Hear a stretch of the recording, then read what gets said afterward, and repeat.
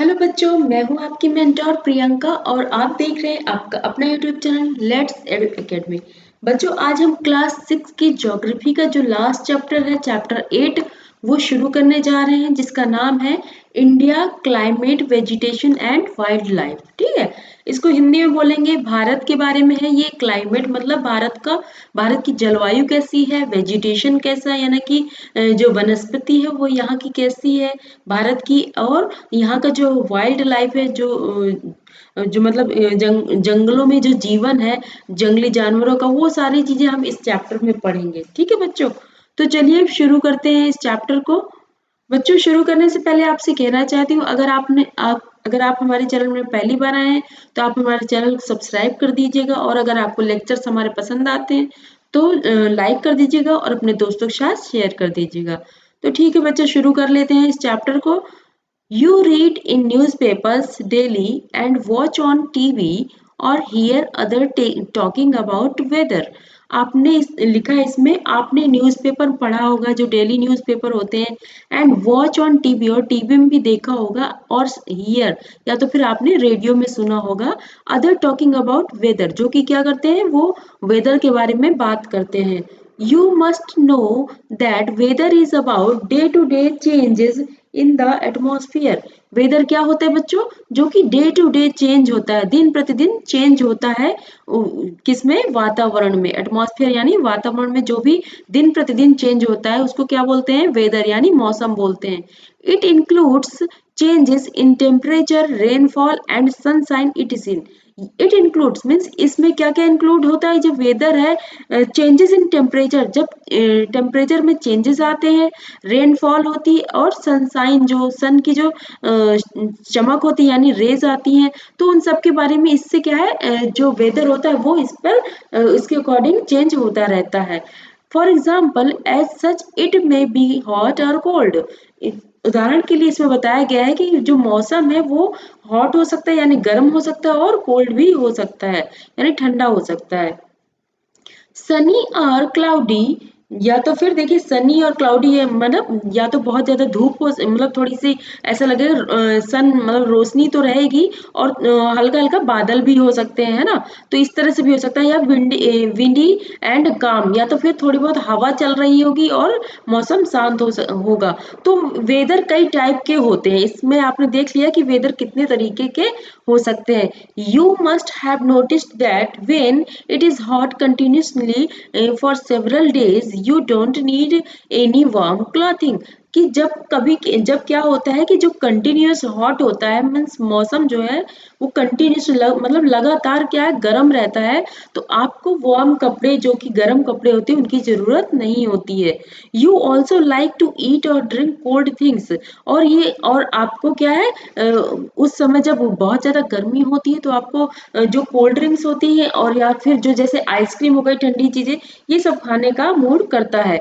In contrast, there are days together you feel cold without woolen cloths when it is very windy and chilly, you would like to have something hot to eat। इसमें लिखा है जैसे कि क्या होता है, इसके विपरीत में, जैसे अभी तो गर्मियों में ऐसा होता है कि आपको जरूरत नहीं पड़ती वार्म कपड़ों की, लेकिन अगर इसके अगेंस्ट मतलब इसके अलावा देखा जाए तो ठंडियों में क्या है, आपको ठंडे कपड़े भी पहनने को होते हैं, और साथ के साथ कुछ गर्म चीजें खाने का भी आपको मन करता है। ठीक है, तो यही सब चीजें इसमें लिखा है। अब इसमें देखते हैं, broadly the major seasons recognize in India are, मतलब जो इंडिया है, जो भारत है, वहां पर लगभग कितने तरीके के जो मौसम होते हैं, जो सीजन होते हैं, वो कितने तरीके के मौसम होते हैं, इसमें देखते हैं।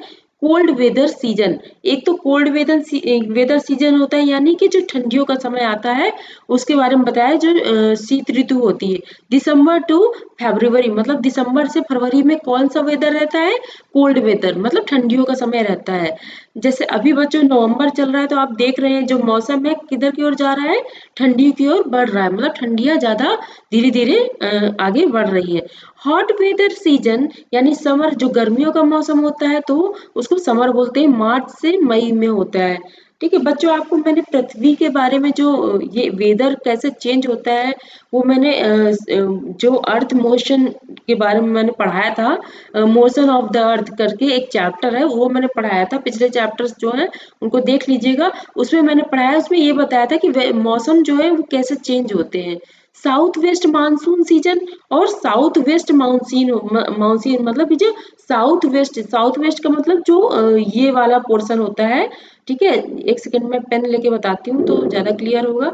बच्चों ये होता है वेस्ट और ये होता है साउथ, सॉरी ये होता है साउथ। साउथ मतलब सीधे इसमें करना है, जस्ट वन सेकेंड। ये हो गया, ये है साउथ। ठीक है, तो ये जो ये वाला सेक्शन है, ये वाला, तो ये वाला जो सेक्शन हो जाएगा क्या हो जाएगा, यहाँ पर वेस्ट है और यहाँ पर साउथ है, तो ये क्या कहलाएगा, साउथ वेस्ट कहलाएगा। ठीक है, यानी दक्षिण पश्चिम। इसमें क्या है, वहां से जो मानसून आता है तो वो कौन सा मानसून होता है, रेनी सीजन वाला मानसून होता है, जो कि जून से सितंबर तक चलता है। Season of retreating monsoon autumn October and November. और जो सीजन ऑफ मानसून मतलब जो रिट्रीटिंग मानसून, जो मानसून के लौटने का समय होता है वो कौन सा होता है, अक्टूबर एंड नवंबर। इसको क्या बोलते हैं, ऑटम। मतलब क्या है, एक मौसम से दूसरे मौसम में जब चेंजिंग आती है, जैसे कि अभी तक गर्मियों का मौसम था, उसके बाद हम किसकी ओर जा रहे हैं, सर्दियों के मौसम की ओर जा रहे हैं ना। तो ये जो बीच का जो समय है तो अक्टूबर और नवंबर को, तो इसको क्या बोलते हैं, ऑटम बोलते हैं। ठीक है, अब इसमें देखते हैं आगे, कोल्ड वेदर सीजन और winter. Sorry, cold weather season और विंटर यानी ठंडियों के बारे में पढ़ते हैं। क्या है, ड्यूरिंग द विंटर सीजन मतलब ठंडियों के जो ठंडियों का जो मौसम होता है उसके दौरान क्या होता है, the sun rays do not fall directly in the region. जो सन रेज होती है वो डायरेक्टली रीजन पर नहीं पड़ती, यानी किसी भी क्षेत्र पर सीधे सीधे नहीं पड़ती हैं। As a result the temperatures are quite low in northern India. इसकी वजह से क्या होता है, जो नॉर्थन इंडिया में क्या होता है, मतलब टेम्परेचर बहुत ही लो रहता है और जिसकी वजह से ठंडक रहती है। हॉट वेदर सीजन और समर। इसके अलावा जैसे हमने विंटर के बारे में पढ़ लिया, अब हम पढ़ेंगे हॉट वेदर। बच्चों हॉट वेदर क्या होते हैं, हॉट वेदर ये तो आप जानते हैं, जो अभी समय चल रहा था जून जुलाई अगस्त, तो ये सब कितना था, क्या था वो, गर्मियों का मौसम चल रहा था। In the hot weather season sun rays more or less directly fall in its region. जब गर्मियों का समय होता है तो जो सन की रेज होती है, मीन्स सन की जो सूर्य की किरणें होती है वो सीधे उस क्षेत्र में, उन क्षेत्रों में पड़ती है जहां पर गर्मी होती है। Temperature becomes very high, hot and dry winds called लू ब्लो ड्यूरिंग द डे। इसमें बोला टेम्परेचर बिकम वेरी हाई, उस समय जब गर्मियों का समय होता है उस समय जो तापमान होता है वो बहुत ही ज्यादा हो जाता है। हॉट एंड ड्राई विंड्स, और उसके अलावा गर्म और सूखी हवाएं चलती हैं। ठीक है, जिसको बोलते हैं लू, मतलब उसमें मॉइस्चर की मात्रा बहुत ही कम होती है, इसलिए उनको ड्राई विंड्स बोलते हैं। Blow blow during the day, और ये कब चलती है, जो दिन के समय में लू चलती है। आपने गर्मियों में सुना होगा कि मतलब बहुत ही मतलब ड्राई सी एयर होती है, उसके बारे में बता रहे हैं। अब आगे देखते हैं, साउथ वेस्ट मानसून सीजन और रेनी सीजन। जो साउथ वेस्ट से जो मानसून आता है जिसको रेनी सीजन बोलते हैं, तो उसके बारे में लिखा है this season is marked by the onset and advance of monsoon. This season marked by the onset मतलब ये जो मौसम होता है क्या है, प्रारंभ होने का एक होता है, मतलब एक मौसम चेंज होता है तो मतलब एक मौसम में को छोड़ के अगर जाए दूसरे मौसम में, तो वही इसमें कह रहे हैं कि जो साउथ वेस्ट से उसमें क्या है, जैसे पहले गर्मियों का मौसम होता है, गर्मियों के बाद जस्ट जो सीजन होता है वो चेंज होता है, और और जो रेनी सीजन होता है उसमें हम लोग क्या करते हैं, मतलब शुरुआत होती है किस चीज की, रेनी सीजन की। और जो गर्मियों का मौसम होता है मतलब जो सिर्फ जो ड्राई जो हवाएं होती हैं उसका मौसम अब चला जाता है, अब जो रेनी सीजन आता है वो आ जाता है। ठीक है, द विंड्स मतलब जिसमें मॉइस्चर भी बहुत ज्यादा होता है, गर्मी तो होती है साथ के साथ मॉइस्चर भी बहुत ज्यादा होता है, उसमें उसको क्या बोलते हैं, रेनी सीजन बोलते हैं। The winds blow from Arabian Sea and Bay of Bengal towards the land. उस समय जब रेनी सीजन होता है तब जो हवाएं होती है वो अरब सागर से और बे ऑफ बंगाल यानी बंगाल की खाड़ी से लैंड की ओर बहती है, यानी लैंड की ओर फ्लो करती है। क्या करती है, हवाएं जो होती हैं, they carry moisture with them, वो साथ के साथ मॉइस्चर भी अपने साथ लेके चलती है। देखिए अभी मैंने बताया जो समर में क्या होता है, बिल्कुल ड्राई विंड्स होती हैं, और जब रेनी सीजन होता है तो वो हवाएं तो चलती है, साथ के साथ उसमें मॉइस्चर भी होता है। अब इसमें देखते हैं, when these winds strike the mountain barriers rainfall occur। जब क्या होता है, जो ये हवाएं होती हैं जब माउंटेन से टकराती हैं, जो ऊंचे माउंटेन्स होते हैं, पर्वत होते हैं, उनसे जब टकराती हैं तो उससे क्या होता है, उससे बारिश हो जाती है। इसमें आगे देखते हैं, चौथा मौसम है सीजन ऑफ रिट्रीटिंग मानसून और ऑटम। मतलब जो मौसम जैसे जो अक्टूबर और नवंबर का जो मौसम होता है, तो एक मौसम पीछे छूट जाता है और एक मौसम आगे आने वाला होता है। जैसे अभी गर्मी जो रेनी सीजन है वो कंप्लीट हो चुका है, और इसके बाद अब कौन सा आ रहा है, ठंडी का मौसम आ रहा है। तो मतलब एक मौसम से दूसरे मौसम में जो पड़ाव होता है बीच का, उसके बारे में बोल रहे हैं, उसको ऑटम बोलते हैं यानी पतझड़ बोलते हैं, जिसको और भी शरद ऋतु भी बोलते हैं। winds move back from the mainland to the Bay of Bengal। अब देखिए पहले क्या था कि जब रेनी सीजन होता है तो रेनी सीजन में बे ऑफ बंगाल से और अरब सागर से हवाएं किस साइड चलती है, लैंड की साइड। लेकिन जब ऑटम होता है यानी पतझड़ का मौसम होता है, तब हवाएं किधर की ओर चलने लगती हैं, मेन लैंड से, जो लैंड होती है उसके अगेंस्ट, मतलब बे ऑफ बंगाल की ओर चलने लगती है। जैसे कि यहाँ पर लैंड से और बे ऑफ बंगाल किस साइड है बच्चों, जो ईस्ट साइड में बे ऑफ बंगाल है, और तो ये जो लैंड है, लैंड से हवाएं इधर की ओर बहने लगती हैं। This is the season of the retreating monsoon. ये क्या है, ये मौसम के जो मानसून है उसके पीछे हटने का समय होता है। The southern part of India particularly Tamil Nadu and Andhra Pradesh receive rainfall in this season. Southern part of India, जो दक्षिणी भाग है इंडिया का, मतलब भारत का, पर्टिकुलरली तमिलनाडु, मतलब कौन, तमिलनाडु, और जो आंध्र प्रदेश राज्य है उनके बारे में बता रहे, स्टेट है उनके बारे में बता रहे हैं कि रिसीव रेनफॉल। ये क्या करते हैं, रेनफॉल वहां पर होती है इस सीजन में, जो ऑटम सीजन होता है यानी पतझड़ के सीजन में तमिलनाडु और आंध्र प्रदेश में बारिश होती है। However the climate is about the average weather condition. इस प्रकार the climate is about the average weather condition which have been measured over many years. तो इस तरह से बताया जा रहा है कि जो क्लाइमेट होता है, क्लाइमेट यानी जलवायु, वो क्या होती है, वो कैसे मेजर होती है, जब एक which have been measured in over many years. जब किसी जगह की जो जो मौसम होता है जब कहीं का, और वो लगातार क्या है, चेंज नहीं होता और लगभग वैसा ही रहता है, और एक टाइम पे, ठीक है। तो जैसे मान लीजिए कि एक टाइम लिमिट है, ठंडियों का एक अलग टाइम है, गर्मियों का एक अलग टाइम है। तो इस तरह से क्या है, हर एक टाइम टू टाइम मौसम चेंज होता है। तो ओवर मैनी मतलब काफी सालों तक एक ही टाइप का मौसम रहता है, और एक पर्टिकुलर पीरियड पे, तो उसको क्या बोलते हैं, क्लाइमेट बोलते हैं यानी जलवायु बोलते हैं। The climate of India has broadly been described as monsoon type.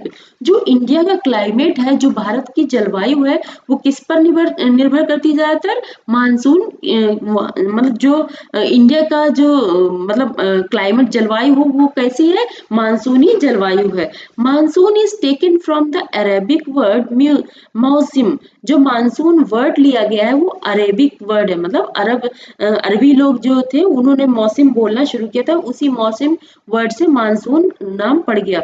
Which mean season, जिसका मतलब क्या होता है, सीजन। सीजन यानी मौसम। Due to India's location in the tropical region, most of the rain is brought by monsoon winds.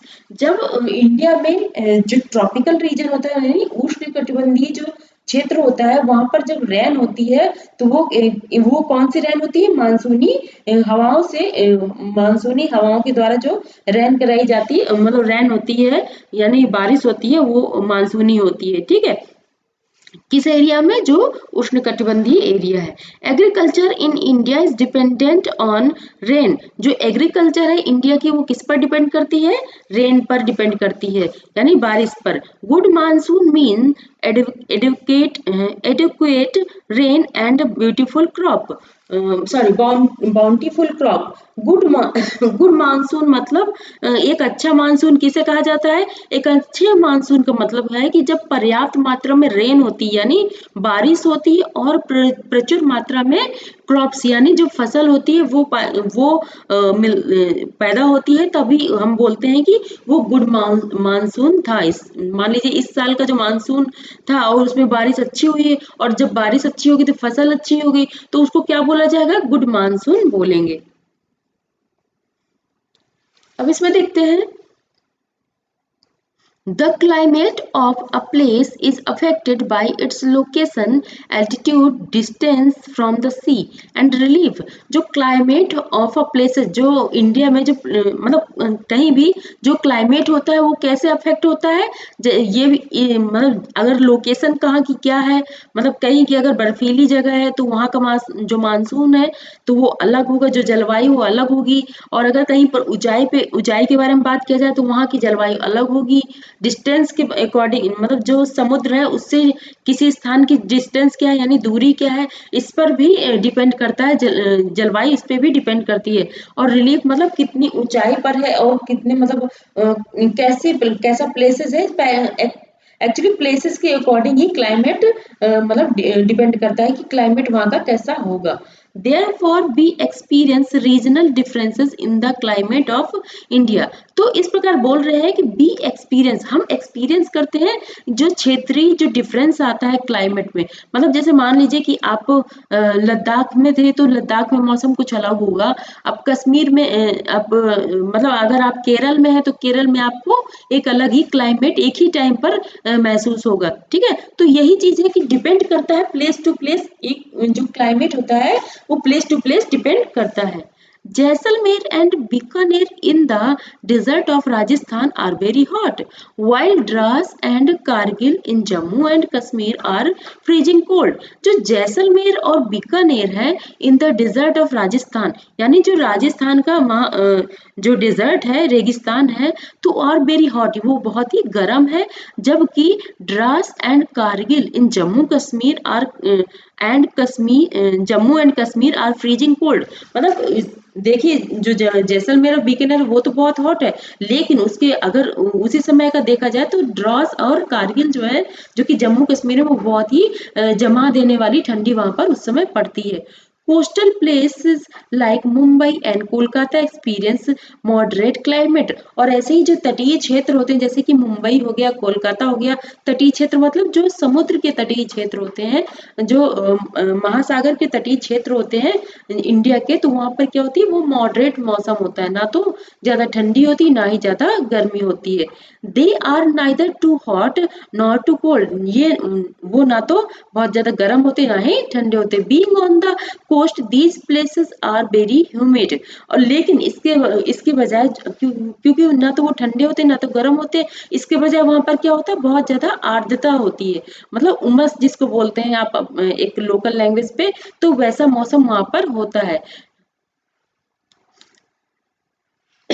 Mawsynram in Meghalaya receives the world's highest rainfall, while in a particular year it might not rain at all in Jaisalmer in Rajasthan।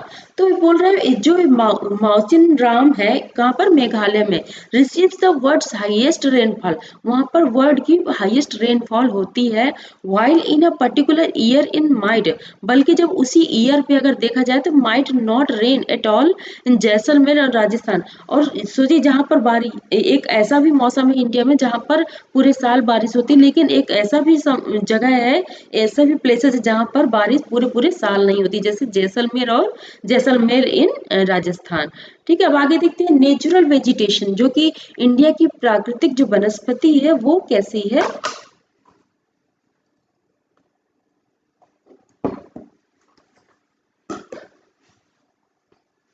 We see variety of plant life in our surrounding. हम क्या करते हैं अपने आसपास बहुत ही different different type के जो plants हैं वो देखते हैं। How nice it is to play in a field with green grass. जब आप पार्क जाते हैं या वहां पर छोटी छोटी सी घास लगी होती है तो वहां पर आपको खेलने में कितना अच्छा लगता होगा, इसके बारे में बता रहे हैं। There are also small plants called bushes and shrub like cactus and flowering plants etc। तो यहाँ पर जैसे छोटी छोटी घासेस होती है उसी के तरह से there are also small plants, बहुत छोटे छोटे से पेड़ होते हैं जिनको मतलब ऐसे पेड़ होते हैं छोटे छोटे से बिल्कुल, ठीक है। तो उसको क्या बोलते हैं, बुशेस बोलते हैं एंड श्रब्स बोलते हैं। लाइक कैक्टस, जैसे कि कैक्टस होता है, एंड फ्लावरिंग प्लांट्स जैसे छोटे छोटे जो फूल के पौधे होते हैं उनके बारे में बता रहे हैं। etc। Besides, there are many tall trees, some with many branches and leaves like neem, mango, or some which stand with few leaves such as palm। तो यहाँ बोल रहे इसके अलावा क्या होता है, there are many tall trees, यहाँ पर बहुत सारे बहुत लंबे लंबे ट्री है यानी पौधे पेड़ है। सम विद मैनी ब्रांचेस, और कुछ की बहुत ज्यादा ब्रांचेस भी होती है यानी शाखाएं होती है। एंड लीव्स लाइक नीम, और जो उनकी पत्तियां होती है कैसी होती है, जैसे कि नीम की हो गई, मैंगो यानी आम की हो गई, और some which stand with few leaves, और किसी किसी पेड़ में ऐसा होता है कि उसमें बहुत कम जो पत्तियां होती हैं बहुत ही कम होती है। सच एज पाम, जैसे कि पाम का पौधा होता है उसमें बहुत ही कम पत्तियां होती हैं। The grasses, shrub and trees which grow on their own without interference of help or help from human beings are called natural vegetation। The grasses जो कि घास होती है, shrub होती है, और trees मतलब ये क्या करती है, ये अपने आप से किसी इंटरफेरेंस के ही ये अपने आप से उग जाती है नेचुरली। तो इनको क्या बोलते हैं, नेचुरल वेजिटेशन बोलते हैं यानी प्राकृतिक वनस्पतियां बोलते हैं। Do you wonder how these differ from the each other. क्या आपको नहीं मतलब आपको आश्चर्य नहीं होता कि ये सारी चीजें कैसे एक दूसरे से बिल्कुल अलग है। Different types of natural vegetation are dependent on different climatic condition among which the amount of rainfall is very important। तो देखिए बच्चों, कहीं जहाँ पर बिल्कुल छोटी छोटी सी घास सी होती है तो इसका मतलब वहां पर क्या है, वहां पर बहुत ज्यादा बारिश नहीं होती है, ठीक है। और जहाँ कहीं कहीं पर क्या होता है, बहुत बड़े बड़े और घने पेड़ पौधे होते हैं तो उसको वहां पर क्या है, वहां की जलवायु कैसी है, रैनी मतलब वहां पर रेनफॉल बहुत ही अच्छी मात्रा में होती है। तो वही मतलब किस पर डिपेंड करता है, पेड़ के छोटे और बड़े होने का जो ये है, तो ये मतलब पेड़ कहीं पर छोटे हैं कहीं पर बड़े, ये सब चीजें किस पर डिपेंड करती है, ये वहाँ के मौसम वहाँ की जलवायु के बारे के ऊपर डिपेंड करती है कि वहाँ पर बारिश होती है ज्यादा या नहीं होती है। Due to varied climatic condition India has a wide range of natural vegetation. Due to varied climate, यहाँ पर बहुत ही डिफरेंट टाइप्स की जो जलवायु होती है, जलवायु कंडीशन होती है इंडिया में, तो India has a wide range of natural vegetation. तो यहाँ पर क्या है, नेचुरल वेजिटेशन बहुत ही ज्यादा मात्रा में पाए जाते हैं, कहाँ पर, इंडिया में। क्योंकि यहाँ पे क्लाइमेट के डिफरेंट डिफरेंट टाइप के क्लाइमेट पाए जाते हैं इंडिया में। तो उसी के हिसाब उसी के अकॉर्डिंग यहाँ पर बोल रहे हैं कि बहुत ही वाइड रेंज है नेचुरल वेजिटेशन की। व्हाई आर फॉरेस्ट नेसेसरी, जो जंगल है वो जरूरी क्यों है। Forest are very useful for us, they perform various function. Forest है बहुत ही हमारे लिए उपयोगी होते हैं। दे परफॉर्म वेरियस फंक्शन, ये बहुत ही मतलब डिफरेंट टाइप के फंक्शंस क्या करते हैं, परफॉर्म करते हैं। Plants release oxygen that we breathe, और जो प्लांट होते हैं वो क्या करते हैं, रिलीज करते हैं ऑक्सीजन को, एंड जो हम सांस लेते हैं वो उस ऑक्सीजन को रिलीज करते हैं, एंड एब्जॉर्ब कार्बन डाइऑक्साइड। और देखिए कार्बन डाइऑक्साइड को क्या करते हैं, ये ऑब्जॉर्ब करते हैं यानी ग्रहण करते हैं। The roots of the plants bind the soil, thus they control soil erosion. ये जो इनकी रूट होती है, जो जड़ें होती हैं पेड़ों की, तो वो जो पौधों की, तो वो क्या करती है, जो सॉइल यानी मिट्टी होती है उसको क्या करती है, इरोजन से बचाती है यानी कटाव से बचाती है यानी अपरदन से बचाती है। जैसे बहुत ज्यादा बाढ़ आ गई तो बाढ़ की वजह से जो वहां की आसपास की जो मिट्टी होती है तो वो क्या है, बंधी रहती है, क्योंकि पेड़ की जड़ों से वो मिट्टी बंधी रहती है और वहां की मिट्टी कहीं पे बाहर दूसरी जगह बहने नहीं पाती है। Forest provide us with timber for furniture, fuel, wood, fodder, medical plants and herb like lac, honey, gum etc. जो फॉरेस्ट होते हैं उससे हमें क्या प्रोवाइड करते हैं, क्या देते हैं? टिम्बर, जैसे कि लकड़ी होती है फॉर फर्नीचर, किसके लिए? फर्नीचर के लिए। फ्यूल वुड यानी जो लकड़ी जलाऊ लकड़ियां होती है वो भी हमें पेड़ों से मिलती है। फॉडर यानी चारा होता है जो गाय भैंसे खाती हैं। मेडिकल प्लांट्स जो कि ऐसे प्लांट जिनसे दवाएं बनती हैं। एंड हर्ब्स जो कि औषधियां भी बनती हैं, जो नेचुरल औषधि जो आयुर्वेदिक औषधियां होती हैं ये सब भी बनती हैं। लाख, एक लाख होता है उसको मतलब लाख का मतलब कुछ एक लाख होता है, एक पदार्थ होता है, तो उसके बारे में मतलब बताया जाए कि उस लाख भी मिलता है किससे? पौधों से। हनी यानी शहद भी मिलती है, गम यानी गोंद भी मिलती है। तो वही है कि पेड़ों से बहुत सारे हमें फायदे होते हैं। अब आगे देखते हैं। Forest are the natural habitat of wild life. जो फॉरेस्ट है वो natural habitat of wild life, जो कि वाइल्ड लाइफ जहाँ पर जीवन होता है, जो कि जंगली जो लाइफ होती है, जंगलों में लाइफ होती है, वो किन की वजह से है? जो नेचुरल हैबिटेट होती है इन्हीं की वजह से तो है। क्योंकि जब आपने देखा होगा जो जंगल होते हैं उसमें बहुत सारे पेड़ पौधे होते हैं, तो वहां पर वो एक तरह से निवास है किसका? मतलब निवास है किसका? वो जो वाइल्ड लाइफ जैसे कि जंगली जानवर होते हैं उन सब का निवास है फॉरेस्ट। और फॉरेस्ट कैसे बनता है? जो कि नेचुरल हैबिटेट होते हैं उससे बनता है।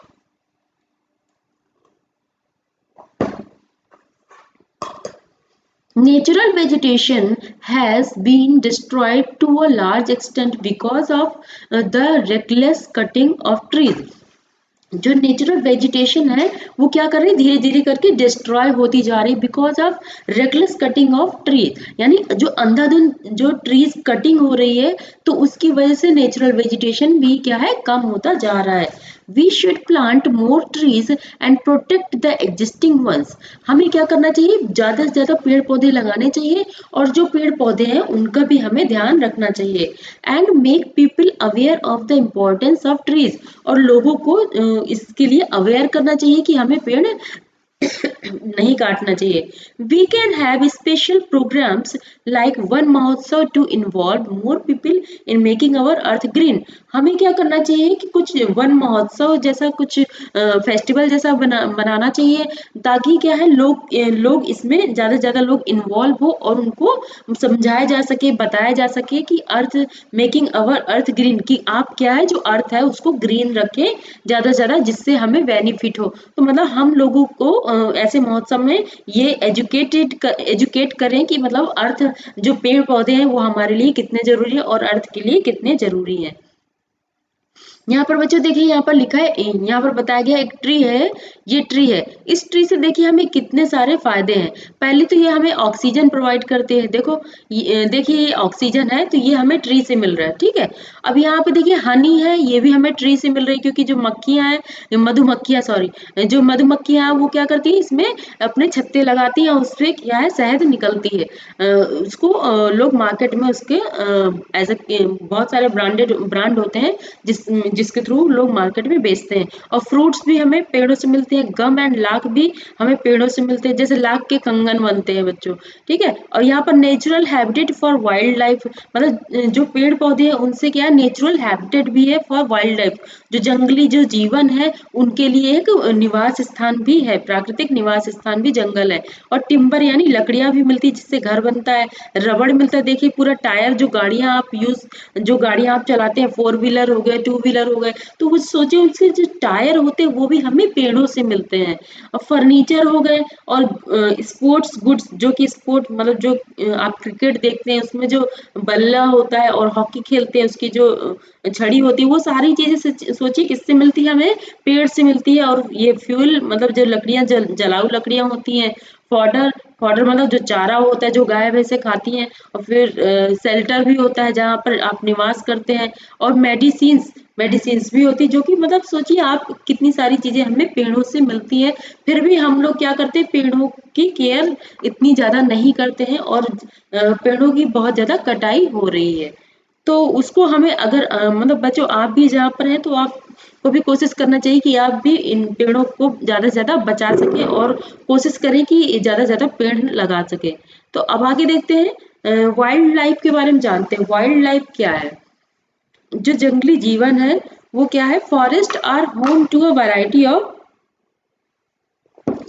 Wild life. फॉरेस्ट जो है are home to variety of wild life. जो जंगल में जो जीवन होता है यानी जैसे जो जानवर होते हैं उनके लिए क्या है, ये एक डिफरेंट टाइप का variety of wild life, different different type के जो जंगली जानवर होते हैं उनका घर होता है कौन, फॉरेस्ट।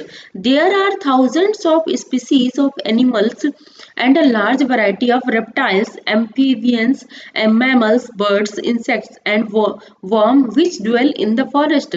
तो यही बोल रहा है, there are thousand of species, बहुत सारी ऐसी प्रजातियां हैं ऑफ एनिमल, जंगल मीन्स जानवरों की बहुत सारी प्रजातियां हैं, and a large variety of reptiles, और बहुत सारी वैरायटी के रेप्टाइल्स जो सरीसृप होते हैं, एम्फीबियंस यानी उभयचर होते हैं, मैमल्स होते हैं, और जो बर्ड्स होती हैं, इंसेक्ट्स एंड वर्म्स मतलब जो कृमि होते हैं, विच डेल जिनका ये निवास है कहाँ पर, फॉरेस्ट में। तो अभी ये सोचिए कि जो फॉरेस्ट है एक तरह से कितने सारे लोगों का, कितने सारे जानवरों का और कितनी सारी जो चिड़िया है, इन सब का क्या है, निवास स्थान है। तो जंगल हमारे लिए तो इम्पोर्टेंट है, उन सब के लिए भी बहुत ज्यादा इम्पोर्टेंट है। The tiger is our national animal. जो टाइगर है वो हमारा क्या है, राष्ट्रीय जीव है, ठीक है, राष्ट्रीय एनिमल है, राष्ट्रीय जानवर है। It is found in various part of the country, ठीक है। तो it is found in various part of the country, जो हमारा देश है बहुत सारी जगह पे ये जो टाइगर है वो पाया जाता है। जैसे कि गिर फॉरेस्ट इन गुजरात, जैसे Gir forest in Gujarat is the home of Asiatic lion. जो गिर फॉरेस्ट में क्या है, एशियाटिक जो लायन होते हैं वो वहां पर पाए जाते हैं। Elephants and one horned rhinoceros roam in the forest of Assam. जो एलिफेंट और राइनोसोर्स वो कहाँ पर पाए जाते हैं, असम के जंगलों में पाए जाते हैं। Elephants are also found in Kerala and Karnataka. और जो हाथी होते हैं, एलिफेंट्स यानी हाथी होते हैं, वो केरला और कर्नाटका में भी पाए जाते हैं। Camels and wild asses are found in the Great Indian Desert and the run of Kutch respectively। जो कैमल है यानी ऊंट है, एंड वाइल्ड एसेस जो कि जंगली जो गधे होते हैं, are found in the great Indian desert. वो ये कैमल कहाँ पर पाए जाते हैं, जो डेजर्ट है, मरुस्थल है, वहां पर जो भारत का मरुस्थल है जैसे रेगिस्तान, वहां पर पाए जाते हैं। And the run of Kutch, जो रन ऑफ कच्छ में क्या पाए जाते हैं, जो जंगली गधे होते हैं रन ऑफ कच्छ में पाए जाते हैं। Wild goats, snow leopards, bears etc, मतलब इसके अलावा और क्या क्या चीजें पाई जाती हैं, जो वाइल्ड जो जंगली बकरी होती है, और स्नो लियोपार्ड्स होते हैं, और बियर्स जो भालू होते हैं, तो ये सारे भी पाए जाते हैं, ठीक है।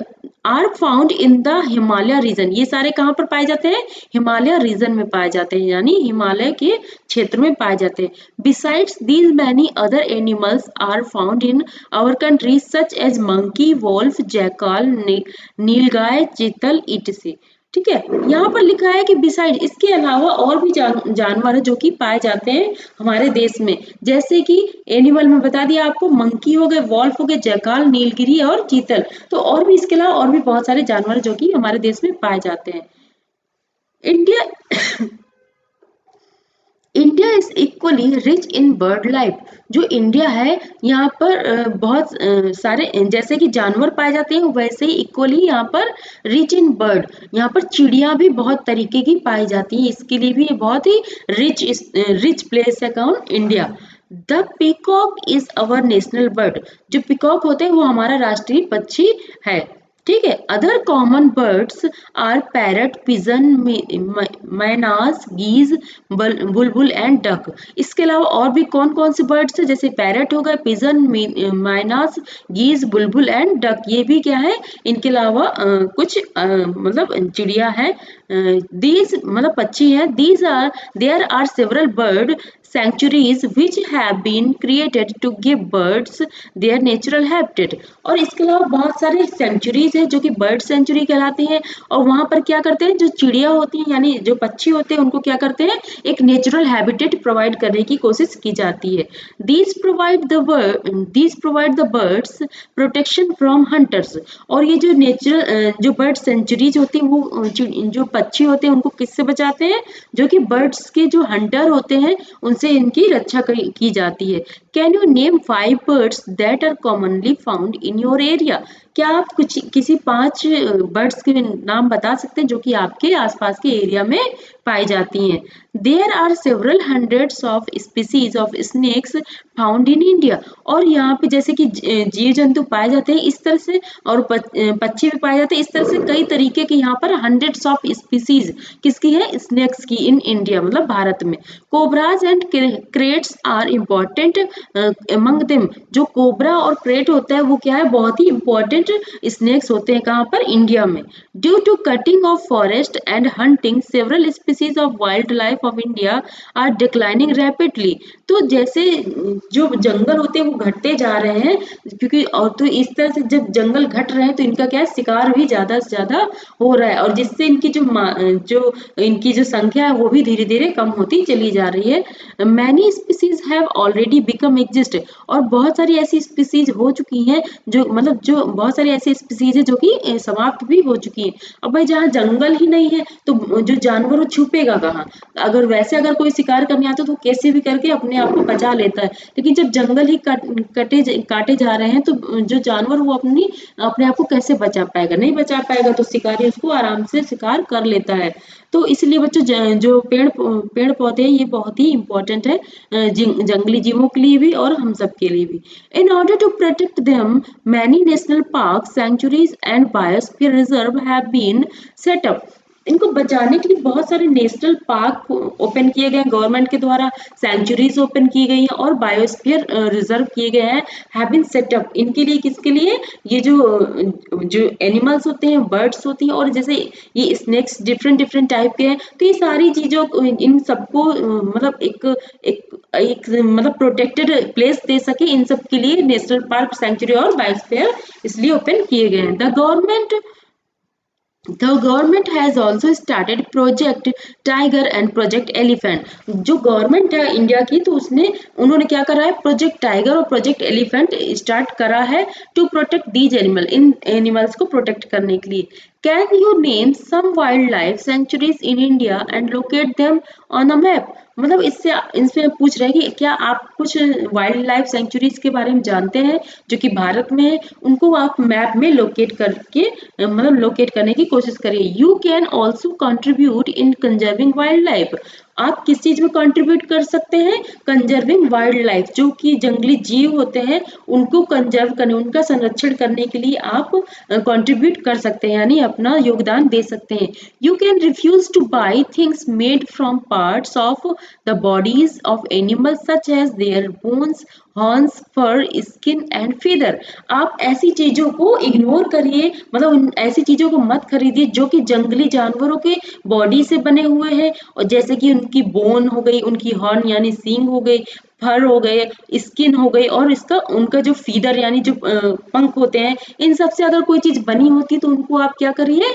उनको इग्नोर करिए, ऐसी चीजों को मत खरीदिए, क्योंकि जब आप खरीदेंगे ही नहीं तो उनका शिकार ही नहीं होगा, क्योंकि जब रिक्वायरमेंट है तभी तो शिकारी शिकार कर रहे हैं। तो आपकी अपनी रिक्वायरमेंट को एक कंट्रोल वे पे कंट्रोल करिए और जंगली जानवरों को बचाइए। Every year we observe wild life week in the first week of October to create awareness of conserving the habitats of the animal kingdom। Every year, हर साल हम क्या करते हैं? We observe wild life week. तो हम क्या करते हैं? एक वाइल्ड लाइफ वीक जो एक मतलब जंगली जीवों के लिए एक सप्ताह हम लोग ऑर्गेनाइज करते हैं, जिसको जो कब से शुरू होता है? फर्स्ट वीक ऑफ अक्टूबर से, जो अक्टूबर का पहला हफ्ता होता है उससे शुरू होता है। टू क्रिएट अवेयरनेस, लोगों को अवेयरनेस क्रिएट करने के लिए ऑफ कंजर्विंग द हैबिटेट्स, जो कि जंगली जानवरों का जो निवास है उसको कैसे कंजर्व किया जा सके, कैसे संरक्षित किया जा सके, इससे ताकि मतलब लोगों को जागरूक करने के लिए ये एक हफ्ते ऐसा मतलब ऐसा वाइल्ड लाइफ वीक मतलब किया जाता है। ठीक है, वाइल्ड लाइफ वीक मनाया जाता है। बच्चों ये लेसन कंप्लीट हो गया है, इसकी एक्सरसाइज है। एक्सरसाइज है, इसमें फर्स्ट पॉइंट जो है वो पूरा करना है आपको, सेकंड क्वेश्चन भी आपको पूरा करना है, थर्ड क्वेश्चन भी आपको पूरा करना है। बच्चों आज से क्लास 6 की ज्योग्राफी कंप्लीट होती है। कांग्रेस आपको, अभी हमने पॉलिटी कंप्लीट कर दी क्लास 6 की, ज्योग्राफी भी क्लास 6 की कंप्लीट हो गई है, तो आप हमारे लेक्चर सुन सकते हैं। और हाँ, अब हिस्ट्री बाकी है, तो हिस्ट्री भी जल्दी ही कंप्लीट हो जाएगी। तो बच्चों अगर आपको हमारा जो लेक्चर है पसंद आते हैं, लाइक कर दीजिएगा और दोस्तों के साथ शेयर करिए, सब्सक्राइब जरूर कर दीजिएगा, ताकि हमें मोटिवेशन मिलता रहे और हम आपके लिए लेक्चर बनाते रहें। तो थैंक यू बच्चों, फिर मिलते हैं हम नेक्स्ट लेक्चर में।